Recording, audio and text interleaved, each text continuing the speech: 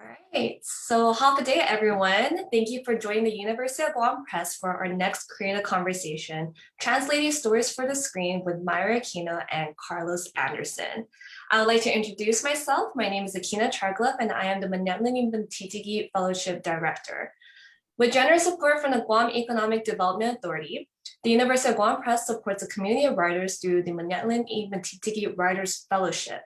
Mañe'lon and Mantitige roughly translates into siblings who write. The fellowship includes a variety of activities intended to support a Mañe'lon throughout their writing process, including peer-reviewed writing workshops, presentations, and discussion with acclaimed authors and artists from our community through our Creative Conversations series. The goal of Creative Conversations is to create space for authors and artists to inspire and learn from one another. It's my honor to host today's event with my co-host on the Dear Gorgeous podcast, Jelena Santos, who will be introducing our guests. Unmute myself here. Half a day. Carlos, and I wanted to introduce Carlos Anderson. He is a writer from Guam, now based in LA for the last 6 years. In 2016, he was selected as a fellow in the 2016 Cape New Writers Fellowship for his screenwriting and has a pilot auctioned at Film 44. Super exciting. Myra Aquino also joins us today. Myra is a writer-director who grew up both in Guam and the Philippines. She is a 2020 graduate from the UCLA MFA directing program, and her work has been supported by the Delia. Delia Salvi Memorial Award, the UCLA Foreign Language and Area Studies Fellowship, and her thesis film, Beauty Queen, won the 2020 First Place Gold Circle Award from the Caucus Foundation and the Annenberg Foundation. Super awesome too. And joining us in this creative conversation, we have Megan Taidagui, Marie Perez, Edward Afaji, and Athena Meno. So thank you guys for being here. Carlos or Myra, would you guys like to say a couple of words before we get started? Let me go first and I'll follow you. Oh, I'll go first? Or it doesn't matter, I guess. Just grateful to be here. I was, very thankful to be asked. Excited to talk to everyone. So yeah. Yeah, same. I'm really excited to be here, and I'm hoping to be able to contribute to everyone, also learn from everybody else on the call. We're excited to have you guys here. So who would like to kick us off? Do it. Hi, my name is Megan Taidagui. Thank you guys so much for being here today. I was very interested hearing that you guys will be here, especially, I always appreciate film and the theater and screenwriting. So hearing that you guys are going to be part of this conversation, I was really excited to kind of come in and listen and ask my questions. So I'm excited for that. So I guess my first question then is, what are your best techniques for conveying character through dialogue? I guess I'll go first again. I think probably the most unintuitive thing about writing dialogue is that people don't usually say what they mean. So a lot of it is in finding the way that someone will disguise what they say. And that, I think that says a lot about who someone is, or conveying character. So what I'll often do, especially if I'm trying to bust through a first draft really quickly, is I'll just write the character saying exactly what they mean. You made me upset when you chose to work late instead of go on a date with me or whatever. And then you go in and you put in the little kind of evasions and glancing blows that people use.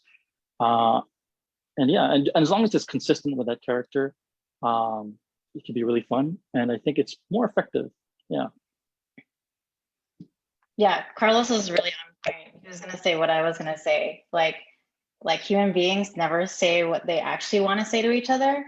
We have different ways of trying to tiptoe around a conversation, or we'll avoid a conversation altogether, or we'll talk about something else, but really mean something else. There's so much in screenwriting or writing in general, they call it subtext, where we say something, but it really means something else. That's one way to convey character. And like I'm the same way with Carlos. Like when I bust out a first draft, usually all the characters are just saying everything they actually mean. And it sounds very contrite, and you're like, I hate this draft. But then you come back later and then you like start writing all the subtext, and it's nice. The other thing that I find that's really helpful for conveying character is really giving your characters a really a strong point of view about the world. Sometimes when your characters are just not popping out of the script, like, or at least for me, a lot of the times it's because like they don't really have a strong point of view yet, so they just kind of sound like everybody else. And like once I start inserting it, I start inserting their point of view, how they see the world. I start thinking about like, you know, like what are the sentences that they say? Like, are they like super chill in the way that they put together words? Are they very exact and precise and professional in the way they say things? How do they want to appear to people? You know, when they talk to somebody else, is it different from somebody else, or are they always the same no matter what? Those are ways at which you can convey to me character, aside from like, yeah, like subtext and everything else. Yeah, I think that. Thank you. I think character is really, characters are very complex, and in order to create that character, the dialogue is very important. So thank you for your help on that. So Zoom mute strikes again. No, but okay, no. Thanks, Okay. Megan. All right, so anyone else have a question? Yeah, I can go. Hi, my name is Marie Perez. It's a pleasure being able to talk with you guys. Thank you guys so much for giving us your time and sharing your experience with us. So I do have a question. I feel like it might be a little bit convoluted, so I apologize in advance. But let me try. So when I'm writing for like readers, and I've never done like screenwriting, but I just write like, I guess more so like short stories. So when I write, I'm often thinking of how my readers will capture like my writing in their minds, like how they will like, I guess, envision the scene. And then, so as screenwriters, I know that I feel like you guys might be writing for your the people that are going to be, I guess, acting out your scripts or your stories, and also for the audiences. So how do you write with consideration to actors' interpretation and reflection of your vision, and also to audiences' perceptions, like all at once? I can start, Carlos, so Sure, we can alternate. We take turns. Yeah, it'll be fun. So the burden's not on you. No. I think that's a really good question. It wasn't convoluted at all. And particularly, I think that's why I'm a director, so I can have absolute creative control over the film. And no one can ever like misinterpret what I wrote, because I'm gonna direct it anyway. But I think in terms of writing your script, like, maybe Carlos has a different answer, but I think for me, you have to at some point let go. You have to let go of like the writing. You can't have full control over it. Someone else is going to come in, and an actor is going to have an interpretation that wasn't your intention. Or the director is going to come in and have an interpretation to your works that was not your intention. Sometimes it's sometimes it's not the greatest thing, and other times it actually is a revelation that they took your words and made it something. They elevated it to another level that you never saw coming. So I think it can go both ways, and it's that's really great. But I do think and what I've discovered is when you have a script where the themes are really clear, and the world is really clear, and your characters are clear, and everything comes together really nicely. What I discovered is that you start to see that your actors and your director are actually on the same page as you. And I think there are ways in which you can write your prose in the screenplay, where it's like your words are unmistakably speaking to something, like a visual, or like some sort of like cinematic language that like makes sense to the director. But there is a limit to the extent at which you can control how the other person receives your script, including the audience. And that's part of the collaboration in the industry, is that like you have to let go of your work sometimes and not be so precious with it. Yeah, I'll let Carlos continue. I mean, kind of along the same lines. I mean, my short answer is I don't consider actors or the audience. I'm only ever writing for a reader. Even though I have tremendous respect for screenplays, it's just a blueprint for the finished product. So your only real job when you write a script is to inspire people. If you can keep a reader emotionally engaged, that means you should be giving enough for an actor to do their job. And by the way, they like to do their own thing. They'll frequently cross out stuff that you give them because they want to do their own work. So yeah, I think it's just, you need to give the reader enough to be inspired. The director, there's enough visuals there that it stimulates them, or whatever, the wardrobe designer. But yeah, I think your relationship should only be to the person who's going to read that script. You want them to be excited, you want them to turn the page. You want them to go, hey, have you heard of this? But yeah. Awesome. Thank you guys so much for sharing that with me. Yeah, because it's funny. I think that when sometimes when I share my writing and like we're in a group and like we kind of talk about, we're just reading and then we kind of talk about our interpretations. And then we talk about how we choose certain words or certain phrases for like a certain purpose. And like, I guess like there's a sense of control on that. And then like there's a part of like the insecure writer in me that's like, oh, did they get it? Was it that good? Did they get it? But then also there's a part of it too where like actually when you do like let go, like what Myra said, it's kind of amazing because you'll find out that like someone who reads it, they are still inspired by it, but in a different way. So there's like it's kind of a push and pull of like that control, but also like letting it kind of breathe and like having that, people kind of take their own spin on it. So yeah, thank you for sharing that. Yeah, of course.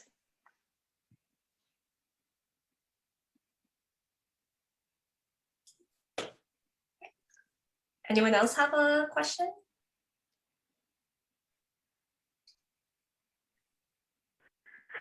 Hi.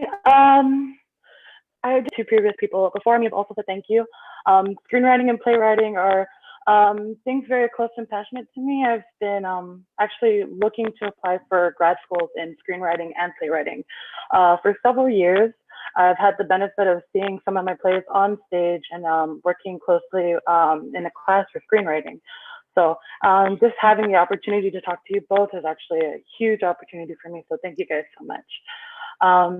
I guess one of the biggest things I struggle, and I know other writers who kind of struggle with the same thing, it kind of leans into the previous question, but how do you know when to stop writing? How do you know when to stop editing? How do you know when to, like, the draft is the best it can be, and this is what I want to move forward with.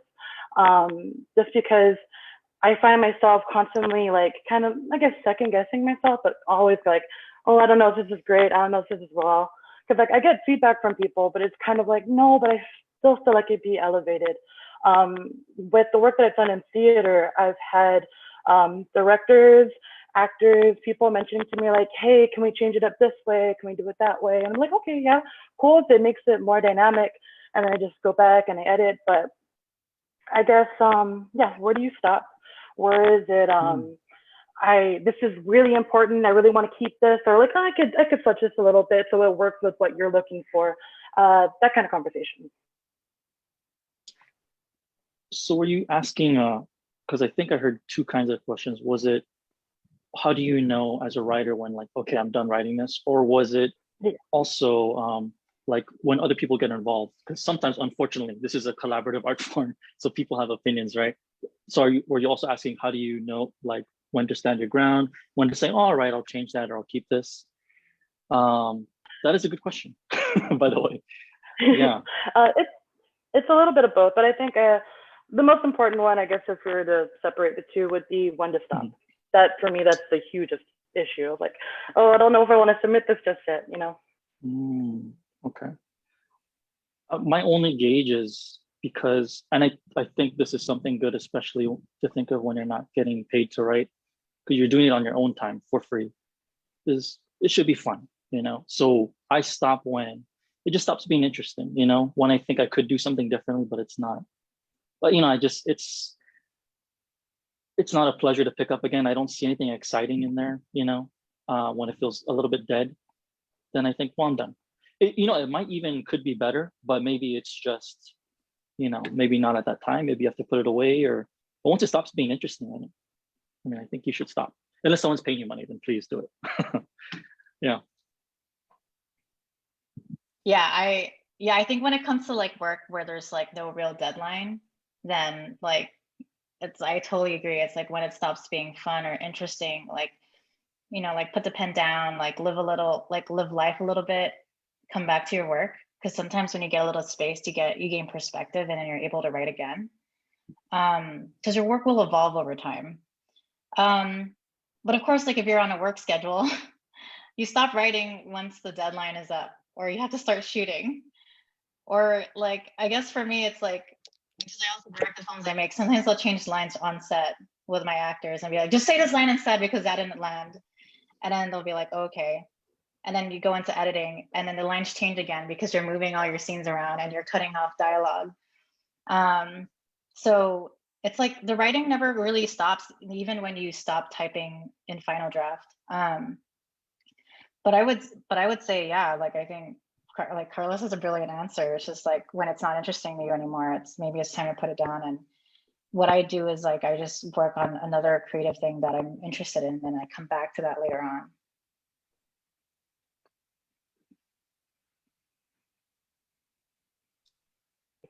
Thank you so much. Sorry, Joe. No, go ahead.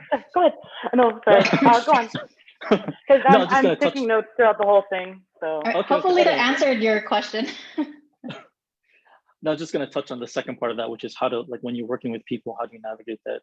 And I think almost part of I mean, it's very aggravating, but like when you take a note from someone you have to take a note from, and this is something that if you come to, you know, Hollywood and you do the business, it's just going to happen, is you have to find the joy in that even like when someone says, hey, can you put a dog in there? And you really don't think there should be a dog, you know, it's kind of exciting to go, well, if there had to be a dog, what's fun, you know, so you can still do something creative, even though you feel like it's compromises the integrity a little bit. But yeah, it's something you'll learn. But anyway, yeah. Oh, and I do have to. Oh, sorry. Go ahead, Myra. Go ahead, Jelena. Oh, I was just gonna add, like, I think the other thing when I know when to stop is like sometimes we're really super precious with our work, and that we become very perfectionistic about our writing, and we're just like, well, if I just change this one line, or if I like, you know, rewrite this whole sentence, like it will make everything come together really nicely. And I think one of the things you learn, and maybe that's the theme of like writing, is just to let go sometimes. Like, especially when it comes to screenwriting, there's this whole like saying people say, which is like, done is better than good. Like, as long as you got it done, that's good. And then you can just come back to it later when it's much better. But I think at some point, like, you have to let your babies go if you're submitting it to something. Yeah, so that I just wanted to add that. I agree. Yeah. Sorry, Jelena, you can go. Sorry. Thank you. I speaking of, Carlos was referenced just like being in Hollywood, and I wanted to get both of your opinions on what are some of the most like the biggest challenges, and because you guys are both storytellers, so like what are some of the biggest challenges you guys come across in telling the specific stories you guys want to tell within the film industry, and what, you know, its parameters right now? Because I'm thinking so much about like funding and like going through, you know what I mean, finding the resources to tell these stories, because it all costs money, right? So can you speak a little bit to that? Wow, Myra, I don't know, this seems like you should lead us. It's a tough question. Yeah, I feel like you're like much deeper into that process than I am. Well, I'll tell you my specific problem that I encounter with my work. So because I'm, you know, Asian Pacific Islander, you know, they slot you into these, how do you say these? I mean, there's even a particular spot on TV staffs. It's called, it's a diversity writer. It's the WGA funds, they basically pay for, for this diversity hire. So like, if you're, any minority, you're a golden egg for these people because you're a free rider, basically. But a lot of the time, what these people are looking for, and it's so funny, it almost ends up working against me, but if you're Asian or Pacific Islander, they want to see, like, why aren't you writing about the Asian experience or what it's like to be Pacific Islander? It's like, oh, I just wanted to write an action movie. I don't know, or I wanted to write a thriller. It becomes this obstacle, and yeah, you get in these meetings and you have to like, I almost have to play a character that's more, how do you say this, ethnic than myself. Like you have to play up like, yep, part Filipino, yeah, man. Growing up in a Filipino house, you have to kind of like do this little acting, which always I don't like. And it's, but it's something, it gets you those meetings. So that's the obstacle I encounter, is that sometimes they're looking too much for it. And it's always to fit within that like image of whatever they think a Pacific Islander is, or someone within your ethnicity is, right? But Myra, Yeah. from your thesis film, Beauty Queen is actually very, it's in Tagalog, right? Or did you want? Oh, it's in Kapampangan, which is the language of the province of Pampanga. So it's like a totally different language. I don't speak it, so that was interesting to direct. Whoa, that's interesting. That is. But sorry, I don't know if you had a follow-up question to that, or if you wanted me to talk about like obstacles the way that Carlos did. Yeah. So just to recap, so you're asking about what are obstacles to getting your scripts seen in the industry, or just like what are some of the obstacles that you've come across in telling like the specific stories that you want to tell? Yeah, I think it's interesting because I'm just like a year out of graduating. And so like in film school, you pitch a script and the faculty are like, yes, please make it. Like, we support you. There's no resistance at all. I don't really have any experience yet of what it's like to push your scripts in the industry. I like, if anything, like I wrote Lamb, which is like a feature script set in 1996 in Guam, about like a young Chamorro boy who like tries to save his grandfather from dying of a broken heart. Like, that's a log line. And like, I just wrote that because I wanted to write it. Like, I had some trauma in my childhood I just needed to like exorcise. And it was like, I didn't really care about who it was for. It was for me. But then I submitted it to a feature residency program, and then found out recently that it was a semi-finalist for the residency. And like, so far things are good. But maybe it does speak to what Carlos was talking about, right? Like, we fit the bill of someone who's like so-called AAPI or PIAA, and like they just want to, yeah, and they just want to like, they want to put you in a box, in a category that fits the way that they see you. And I do feel like sometimes I unconsciously or subconsciously like feed into that, because there's a part of me that's just like, I just want like a job in this industry. Like, I'll do anything you want. But then there's the other part of you that's like, but I must be authentic to myself and like be who I am. Like, I am more than the cultures that have influenced me. Like, I like thrillers and sci-fi and fantasy, and I just want to like something that has nothing to do with like my ethnicity. And it's just like, it's all those things. And I'm very happy that like I wrote scripts that were like, not about being Filipino, or not about, having grown up in Guam, and I was able to make films out of that. But yeah, I don't know. It's interesting. Like people do want to put you in a box, because I think that's how they remember you. Like, there's so many people who are going through this industry trying to get seen, that like it's sometimes just easier to like put you there. But yeah, I'm so like young in this industry. That's why I defer to Carlos. I was like, he knows more than I do. No. I've been broke longer. That's the truth of it. I will say the one way to overcome your one and kind of only way through all of these obstacles is you just got to be good, man. Just be so good that like they don't even care anymore. Like where you don't need to, where it doesn't matter if you're Asian or Pacific Islander, where someone reads it and they go, this is so good. Like, I mean, I don't even care who this person is, if they're white or black or whatever. Like, let's just go and try and make this. At least that's what I tell myself, because that's all I have control over. I mean, I don't know if I can become more business savvy or I don't even know what other skills I would need, but yeah, just focus on being good, and I mean, that's all you can really do. Yeah. In my Yeah, I short mean, like, stint in like acting school, I noticed too that like within art school, people just really appreciate when you seem really sure of yourself. Mm.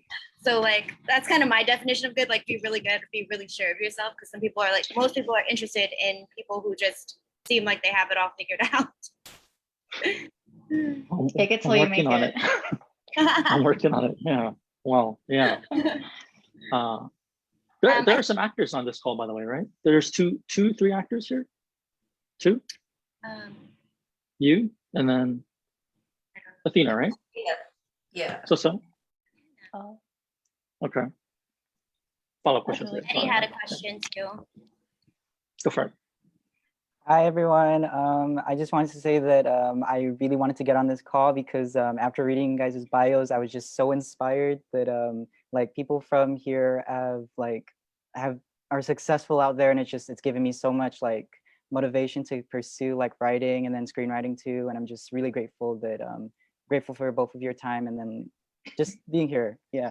I also want to say that I really appreciate everyone's questions, even though like I know this is recorded. I'm still writing down notes because you guys have such like great insight and everything. I'm like, like gotta make it inspiring. It's a blueprint. Like I've taken a screenwriting class and I've heard it used as a blueprint, or because like there's different takes on this. It's really cool. And then like Myra, your statement on like done is better than good. I so resonate with that. I'm still trying to finish this like horror movie that I'm trying to write out.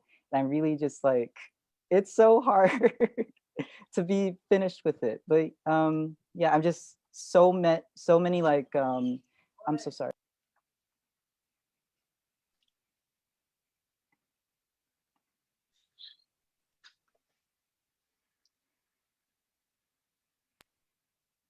I'm so sorry. I don't know if you heard that, but I guess I'll just say my question. So like we're all writers here, and some of us are like in different levels into screenwriting, and we're trying to like put whatever we have into like different mediums into this to pursue it. So like I was wondering if like you had any advice for people who want to go over into screenwriting from like different mediums like poetry, prose, and like also how is screenwriting as a medium more challenging or more freeing?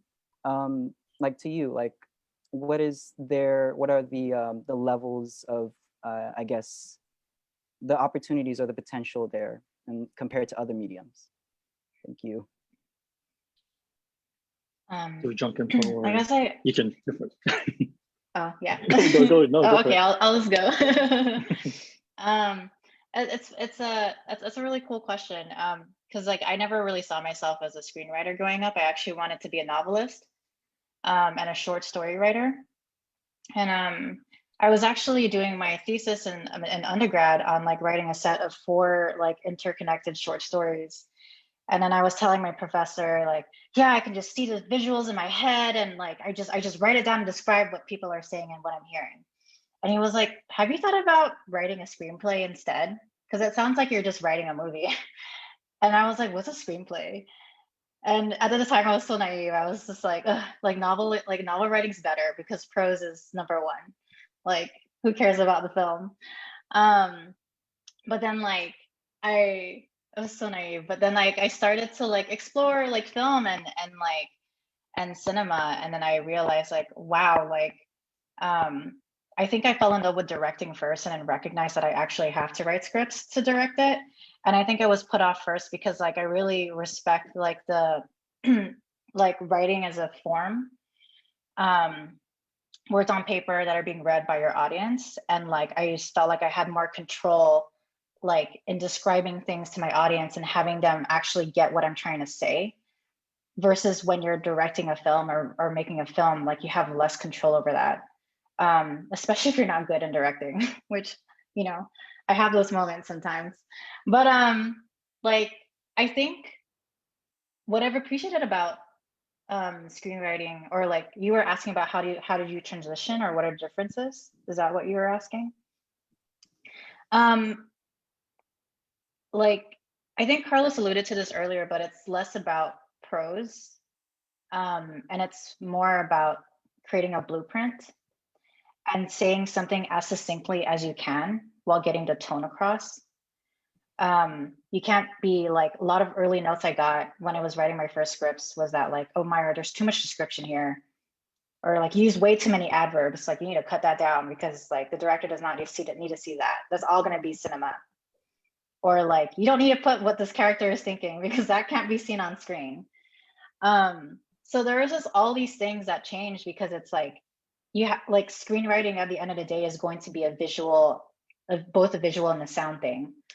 Like the audience is not going to read a script on like this giant screen. It's going to be like what's actually shot and filmed, and like maybe perhaps that's the heartbreaking thing that you have to let go of if you are somebody who's a writer and who wants to be a screenwriter, is that like a lot of the times like no one's going to know what you wrote that was so brilliant and amazing. And I've read scripts like in my internships where I'm just like, wow, this is such good writing and no one's ever going to read it but me because I had to review it and send it to the executive.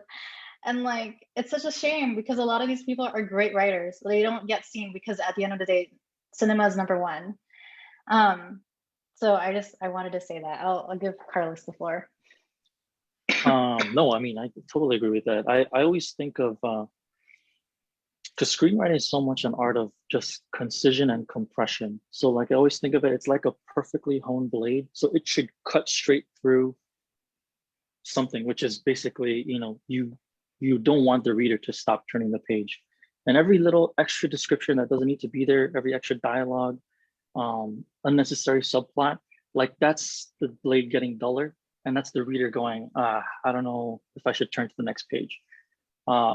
So you just want to keep them engaged, and you only need the very bare minimum because again, you know, someone's going to come in later and they're going to do a set, they're going to, you know, do wardrobe. But your job is, again, it's to the reader. It's, I want to keep you emotionally engaged. What do I need? What is the bare minimum I need to keep you invested in this story? And then, you know, and then just like the only way I honestly think to get good at screenwriting is watch your favorite TV shows, read a bunch of scripts, and then write a bunch of scripts. I mean, there's no real shortcut to it. It's just, you know, reading and writing. You know.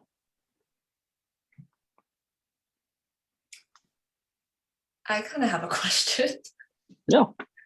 Eddie, unless you have another follow-up to that. Just to say that I completely I get it. I get the I really appreciate. It's very intuitive. It's goodness gracious, just falling in line with craft, but also like the form of screenwriting. Yeah, thank you very much.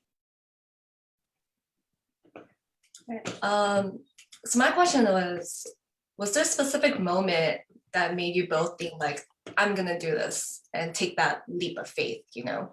Like for example, Carlos, you moved to Los Angeles from the East Coast to make your dreams come true. And for Myra, you went to med school, graduated, and decided like, no, I'm actually gonna pursue filmmaking. Like, what was that significant moment or turning point where you're just like, I'm gonna do this, and I'm gonna make it happen, even though it's a struggle.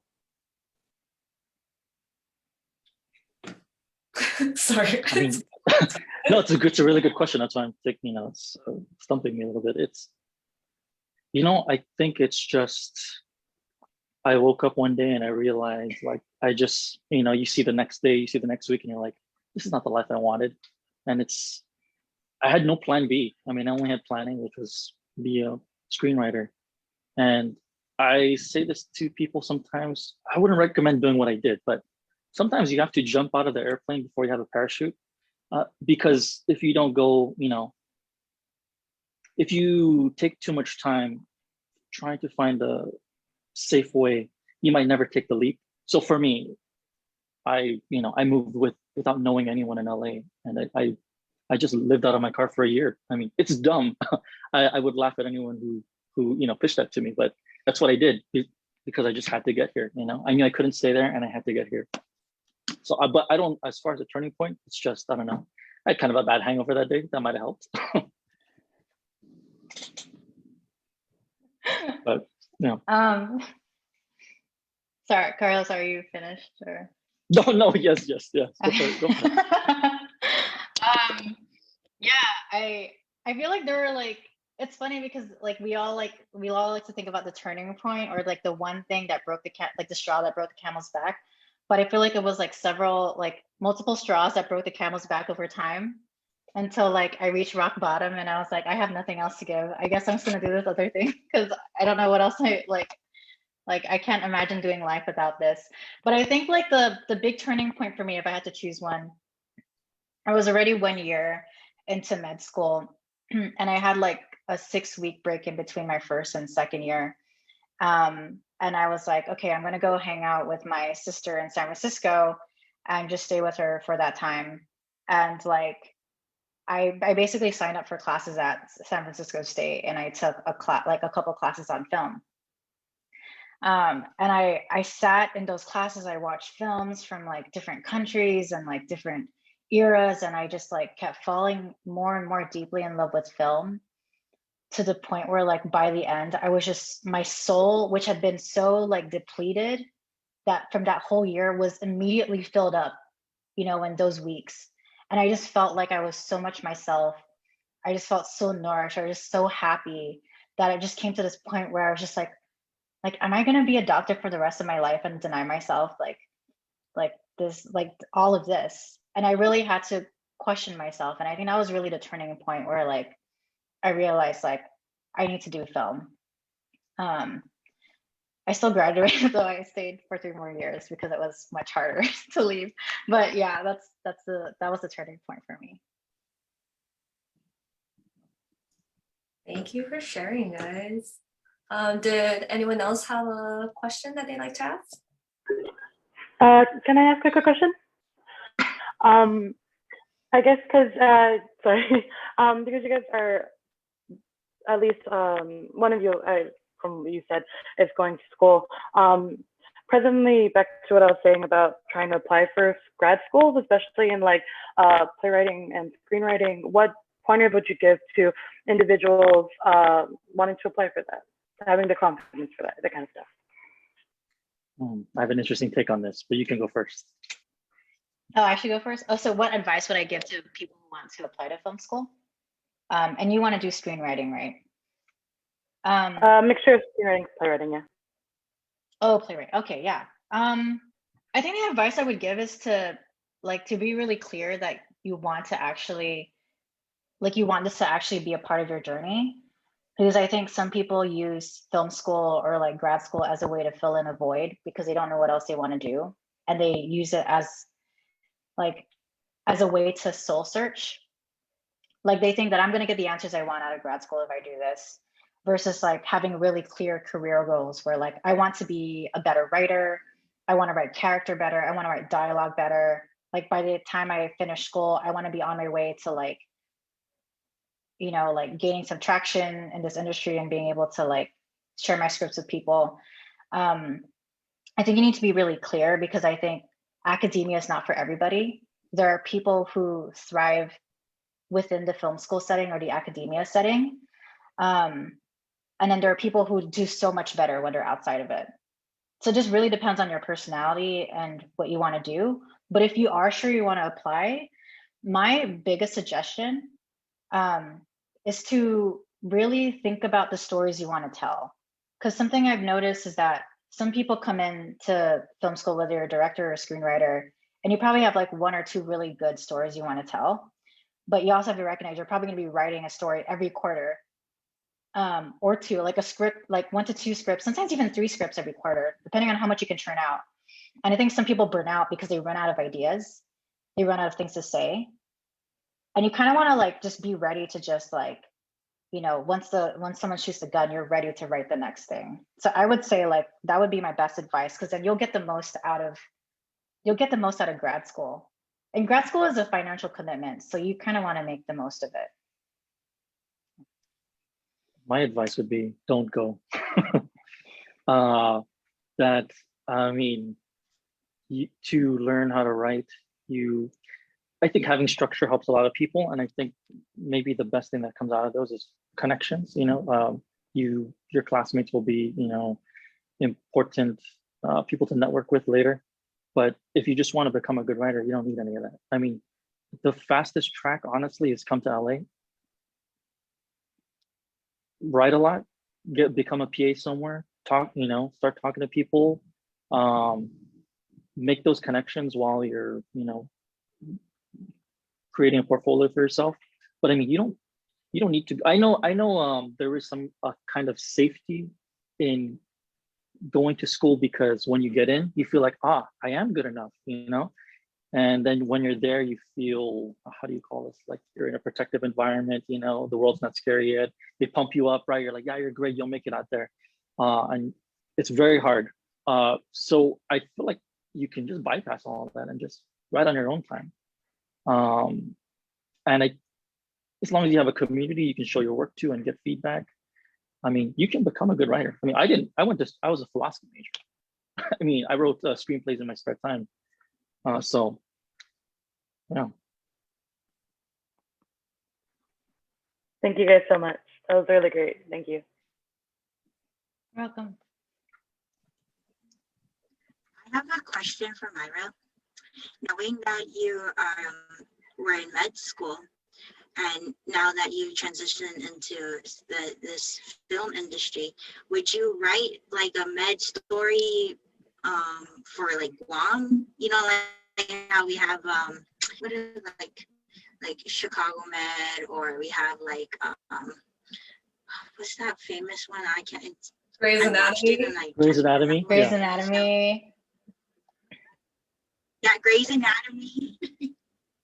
Like all of that, would you consider doing one for here? Absolutely, in a heartbeat, I would. Like, I actually, before I went to med school, I shadowed like a few doctors at a clinic, which I will not name. But like, I had like a notebook with me, and I would just kind of write thoughts about like all the things. I literally wrote about all, like, I wrote about all the, like, I mean, not without violating HIPAA, but I was just like, oh, these are interesting characters, and I'm just gonna write about what they said, because I think like patients say the darndest things when they're talking to their doctors, because I think there's a sense of like candidness and vulnerability and trust that you're able to talk to your doctor about something. And like there's something about that patient doctor relationship that was really cool. Like I have so many stories. I probably have like 100 stories that I've kept in my notebook about all these people. Like I could probably write like multiple episodes. I would totally do in a heartbeat. That's like my dream, is to write like a medical comedy. And I keep telling people this. It's like, we don't have enough comedies in medicine. Everything is this big melodrama. And I'm tired. Like medicine is absurd. Public health system is absurd. Like I'm sure we heard enough stories about the like healthcare infrastructure in Guam to understand that like there is something that doesn't quite make sense.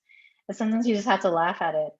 But yes, like that is a dream. But I think they are making, they're rebooting Doogie Howser in Hawaii. What the what? Okay, Yeah. interesting. I forgot. Yeah, I forgot the last name for but they're rebooting it, so they're doing something in a Pacific island. But yeah, I think Guam would be a fantastic place to write like a medical show. Like there's so many really cool characters you could write about. Interesting. Yeah, I was gonna ask you that earlier, by the way. I was like, you ever think of a medical show? Because your background. But yeah, I have like 5 ideas in my pocket. Dude, yeah, write it, man. Write it.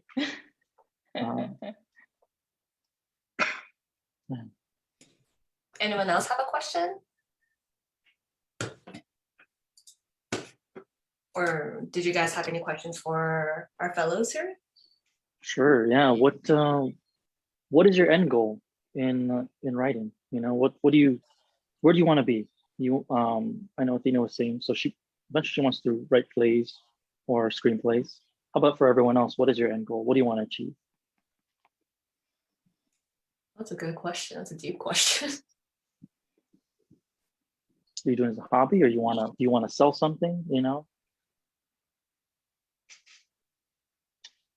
It's a scary question to answer because I'm putting you on the spot. They're like, well, now I'm on Well, record. I'm Go for it, yeah.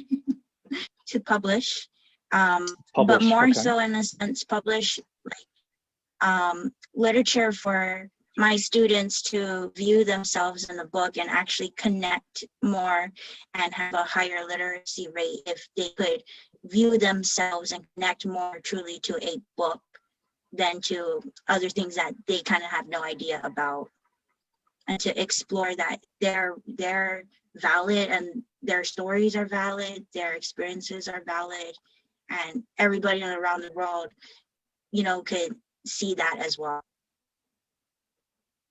Okay. That's good. Yeah. That's awesome. I mean, I'll just, Jelena, do you have a, I'm just going in the order of this layout. Jelena, do you have a goal? I have a current goal. Yeah, I've switched into being an editor recently. So what I really want to do is edit manuscripts right now. I want to help people tell stories.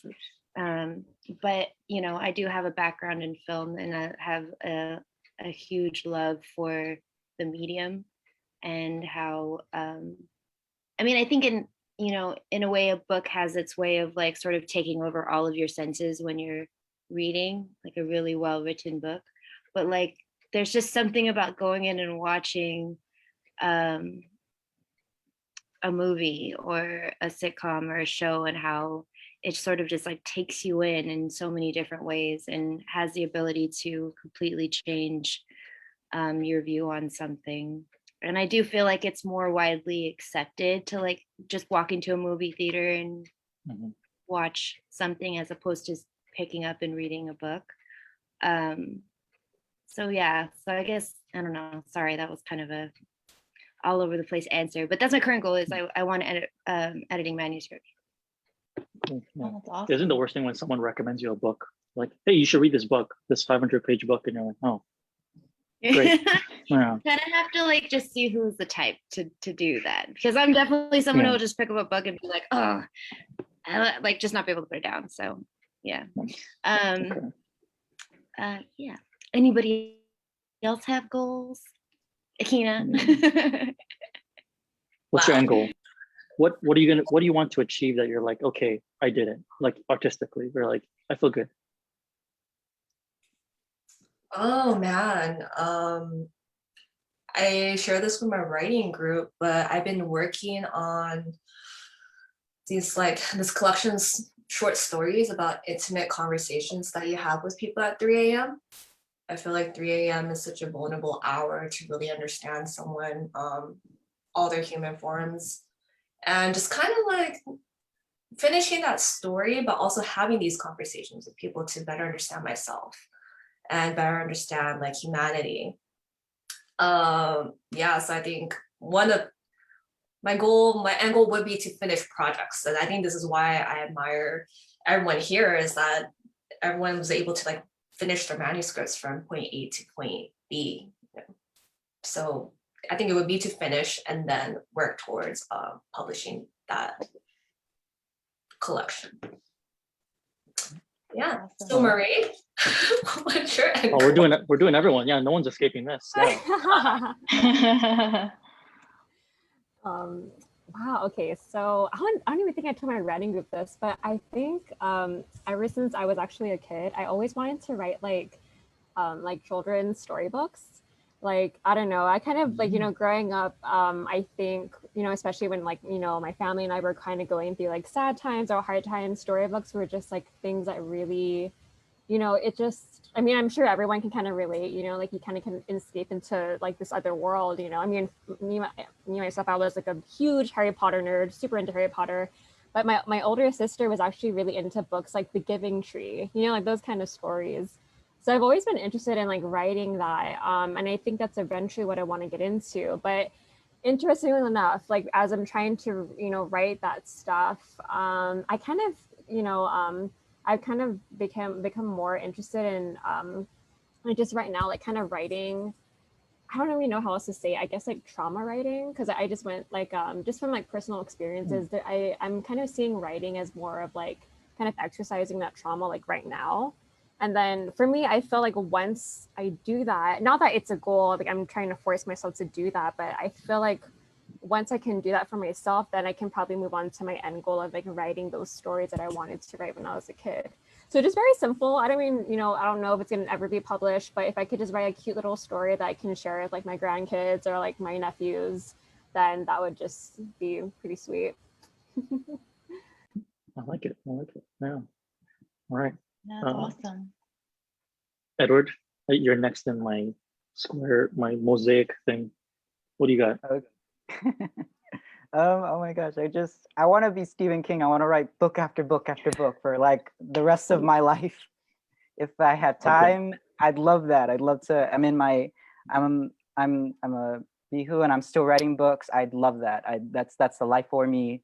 I'll ask someone to write it down for me. What I really want to do is I want to bring. Does anyone like watch K-dramas or like telenovelas or like TFC? The dramas at TFC are like sometimes dramatic as hell, but also super comedic and hilarious. And I love those. I really want to bring dramas to Guam because I feel like sure we're hilarious, but I think there are like really serious moments in our life where we're just downright one of the most, I feel, super dramatic. Like we're almost at that, like we're at that level, I feel. And like I feel like it's a perfect opportune like genre that I feel a lot of Chamorro creatives and like Guam local creatives haven't really touched on because it's mostly been about like comedic or comedy. But I feel like drama. I was just talking with my friends like Guama dramas, like because there's K dramas, telenovelas, Guama drama, and I'm like writing one as I'm writing a Guama drama. I'm trademarking it into this novel that I'm writing right now because like in this novel it's become normalized where they are just like they're these dramas that a lot of people watch. And I think one of my main goals through the dramas I feel is this idea that because a bunch of these dramas are in other languages. I like watching anime like in Japanese with the subtitles. By doing that, a lot of people are learning this language, and I think one of my goals is to perpetuate and support like learning the Chamorro language. So by having Chamorro in these dramas, it also encourages literacy through that, but also the language as well. So that's just something that I really strive through that. Thank you for this opportunity. That's cool. Yeah, that's cool. Yeah, that's great. All right, Athena, you're up. Man, just like everyone else, I kind of want to build my future around writing. I very much like Smyrna, you started off as a novelist writer, and so that's how I was in middle school. I wanted to write novels nonstop, and then slowly but surely, I kind of opened up to all the different genres, and I saw how beautiful and how differently I could express myself. So I would like to like make a living off of my writing, ideally. One of the desires to go to grad school is because on Guam, we used to have a playwriting program at the University of Guam, but unfortunately we don't have a professor right now.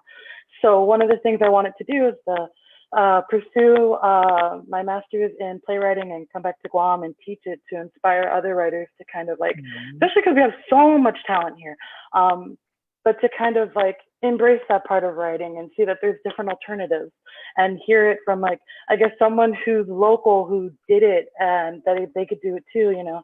I guess that's something I want to do, kind of unrealistic, but realistic at the same time. Just wanting to have some stability with the dream of just writing for a living. Yeah. Not unrealistic. I think that's totally realistic. Yeah, absolutely. Yeah, you can totally. I had no idea UOG had a playwriting program. That's so cool, and so sad that it's gone or it was discontinued. Like, but that's amazing that you want to do that. And like, I think what I'm just hearing in all your guys' responses is that you are writers, and it's clear that you're talented, but you also see yourselves as leaders in your community, and you want to further something that hasn't been established before. It's so inspiring. You guys are so cool. Yeah, definitely. Yeah. I mean, how about you guys? I mean, we got 5 minutes left, but unless anyone has another question, well, what's the end goal? I mean, my flip answer is just to acquire enough status and wealth to meet Lauren's side. But I mean, realistically, it's Lauren's I side. should have chosen a better reference. Yeah. It took me a while to get that reference. Well, Okay. you can discover it on your own. But no, but realistically, it's just work in the industry. Work be hired on a staff on a TV show. I mean, I don't care about being famous or having my own TV show. But just to like everyone's saying here, if you can earn your living writing, I mean, I don't want to have to go wait tables and come back home and write, while I'm dead tired of that, again. And if Lauren's side should be placed somewhere in that path, then I would be glad to run into her. But anyway, go ahead, Myra, go ahead. So I want to be a billionaire with like 3 Oscars on my bookshelf. Just kidding. We joke about it, but everyone secretly wants that life. Like, I think, but I think for me though, like I've thought a lot about this, because I think that when you're in the industry, you get lulled into thinking that you want what everybody wants, or like that you want fame, or you just want to get a job because it's so hard.